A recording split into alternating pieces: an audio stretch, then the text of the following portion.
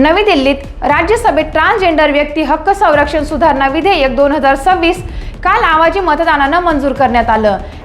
हे विधेयक तृतीयपंथीय समाजाचा सन्मान, सक्षमीकरण आणि सामाजिक समानतेवर लक्ष केंद्रित करते।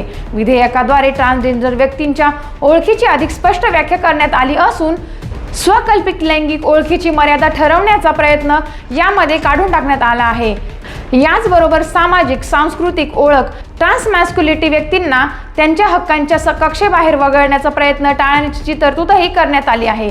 सामाजिक न्याय मंत्री वीरेंद्र कुमार यांनी सांगितले की सरकारचा उद्देश तृतीयपंथीयांना समाजात समान दर्जा मिळावा, त्यांना भेदभावापासून संरक्षण मिळावं, तसेच शिक्षण, आरोग्य आणि मूलभूत सुविधांमध्ये समान प्रवेश मिळावा असा आहे।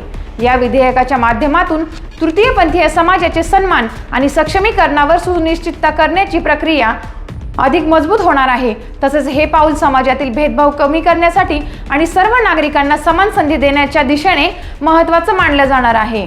अशाच घडामोडींसाठी पाहत रहा टाइम्स ऑफ महाराष्ट्र।